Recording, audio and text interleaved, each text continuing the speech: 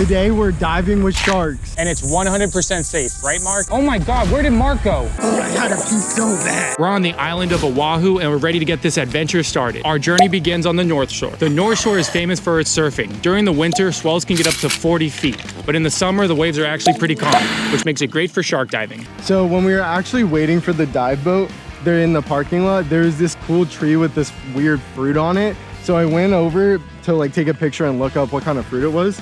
And it was called a cheese fruit.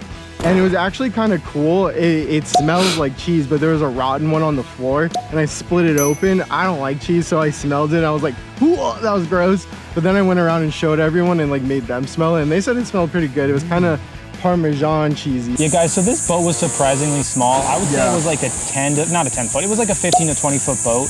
But the waves in Hawaii were pretty big. I mean, compared to the scuba boats that we usually go out on, this boat was pretty small, so we were feeling the entirety of the waves. When I was on that shark boat, that was terrible. I got terrible seasickness. Mark never gets seasick, which pisses me off so much. Even when we go to these roller coasters, he never gets any motion sickness or anything. So I took 2 Dramamine that morning and a Bonine, still got super seasick. I was gonna throw up everywhere in the ocean.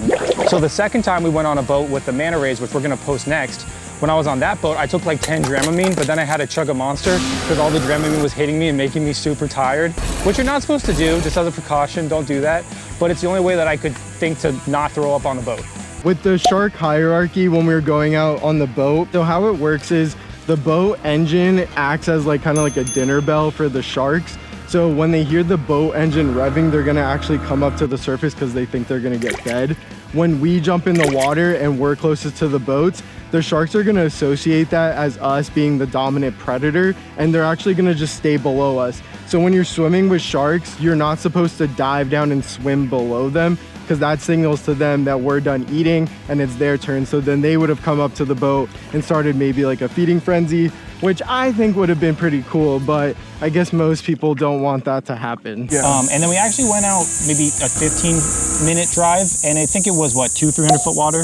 Yeah, so you're gonna drive out of the marina, and then it's not that far off like the island. You don't have to drive like 30 minutes out into the open ocean. So it was pelagic. So pelagic just means the open ocean, and it was like 300-400 feet deep where you couldn't see the bottom, but that's literally my favorite place to swim. Yeah, the videos that Mark's gonna show you, when you look down, you can't see the bottom, which freaks me out, but that's like Mark's favorite thing. Yeah, I can't stand it when I can't see the bottom. It just scares me. I don't know why. I just think it's like the most pretty blue color and like the sun rays and stuff. But it's just like when you can't see the bottom, how do you know what's coming up towards you? What Craig was actually talking about with like, he was like, oh, I can't see a shark coming down from the bottom. A lot of shark species actually evolved this pattern called counter shading. So the counter shading, the top of the shark you'll notice is like a dark gray color. And then the bottom of the shark is gonna be white. So if you're a shark swimming in the open ocean, looking down, you're gonna see the dark top of the shark and it's gonna blend in with the bottom of the ocean. Or if you're a predator looking up at the shark from the bottom, you're gonna see its lighter underbelly and it's gonna look like the bright sky. So that is actually how the tiger sharks can, and the Galapagos sharks can disguise themselves in the actual water column. Tiger sharks have nictitating membrane. So what a nictitating membrane is actually like a third eyelid that they can pop over their eye. So they don't have true eyelids like us. So the nictitating membrane slides over their eye and it's actually that white color. But you'll see in the video, they'll actually kind of roll their eyes back. They're not doing it to be predatory or anything. They do it if they approach any object that they're unfamiliar with. So if they're approaching a person, a camera, a boat, you're gonna see the tiger shark kind of roll its eyes back with that white nictitating membrane. The tiger sharks have that cool tiger pattern. It is actually to mimic that, you know, the pattern of like the water on like the pool, where it's like all squiggly. I thought it looked like a tiger. It Well, does look like it a does tiger. look like a tiger. You know, like when it the sunlight reflects off the bottom of the pool, it's all white and squiggly. Yeah. So that actually helps them blend in more because they'll go into shallow coastal areas where they'll hunt like sea turtles. They eat fish. They'll pretty much eat anything. Tiger sharks are known as the garbage cans of the ocean. They found garbage, license plates in their stomachs. So you're a tiger shark, the human? That's actually what. Honey buns, Red Bulls. Honey bun. Yeah, if I was a tiger shark, Red Bull cans, Diet Coke cans, honey bun wrappers. Craig would have. Oh, probably cookies and ice, but cookies and ice cream isn't garbage. Yeah, it's not garbage. You have to Honey like, buns are garbage to me. No, I like cosmic brownies. Oh yeah, I like cosmic brownies with like really artificial vanilla ice cream, which I guess is garbage. I love, but I just like to associate Red Bull and honey buns as a lower tier than fast food for some reason when it comes to Mark. The other shark species that we saw today was actually a Galapagos shark. Galapagos sharks are really interesting. They're requiem sharks, so they're kind of similar to bull sharks. One cool thing about them, you can actually tell if they're kind of pissed off or angry at you. You'll start to see their pectoral fins kind of bend and they'll start to arch their back, and that shows that they're actually getting angry. So you want to avoid going near them if you see those warning signs. In Oahu, there's several places you can actually just snorkel off the beach. One place that we went to that was really cool is Shark's Cove. So here we actually saw those sea turtles that Craig was afraid of getting bit by. All right, guys, so when we were going snorkeling in this cove, we were gonna see a bunch of sea turtles. And my mom asked my brother, hey, do sea turtles bite? And Mark was like, well, like they can. They're not super aggressive animals by any means, but just the idea that they could bite me made me really scared. And there was a huge current like pushing us in, and it kept pushing us into the sea turtles. And I was so terrified of just banging into one, it would like bite a chunk out of me.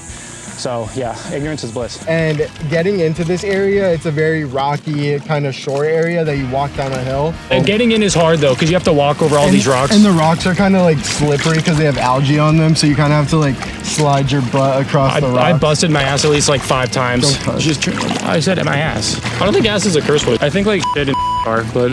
And then Shark's Cove is this little protected cove area. It is a marine sanctuary, so make sure if you go there, you don't take any shells, you don't take any animals away from the area, but it's a really, really cool place to snorkel. Did you like snorkeling there? Yeah, that was sweet. With the preserve we went to, it's called Hana Uma Bay. It was actually really cool. It's a protected sanctuary. You can make reservations 2 days in advance at 7 a.m. on the website, or you can just show up super, super early. So the park opens at 7, and it's not open every single day of the week to help protect the monk seals and the coral that's there. So make sure you check to make sure what day they're open and that you can go. But if you get there at 7 when the park opens, you should be fine without a reservation, and you can just go in and buy your tickets.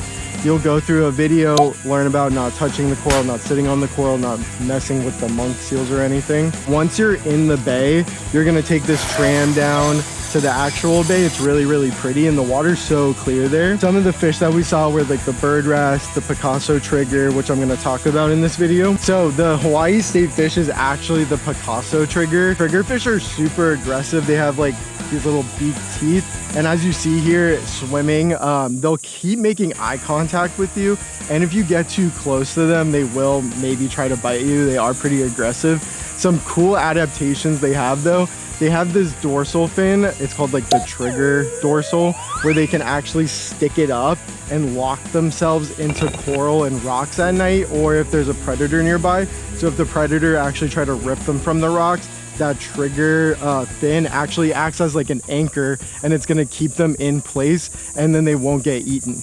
This cutie patootie sitting on the beach here is a Hawaiian monk seal. These Hawaiian monk seals are actually endangered, so it's really important to give them their space. Don't approach them on their beach. Don't throw rocks on them like that one guy. They're actually endangered. Only about 400 live on the actual main Hawaiian Islands. 1,200 will live in the other more desolate areas of the Hawaiian Islands. Some cool facts about Hawaiian monk seals: they can actually dive down to about 2,000 feet and hold their breath for about 20 minutes. Even though they normally don't do that, they're usually just eating in shallow coastal waters.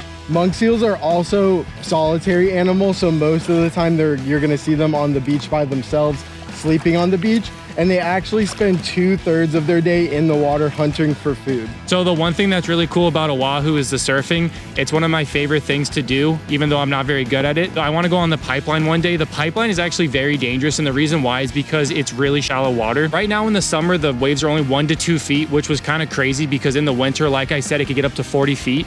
But my goal is to eventually surf the pipeline. It's been almost 2 weeks since we were in Hawaii, and this is what my jellyfish tank looks like. I was in Waikiki doing some surfing. We went to another place to do some surfing, and it's called like Neck Break Ridge. I was just going out there with... It's Broke Neck Beach. Broke Neck Beach? Yeah, I just went and I swam out there with my crappy rental board.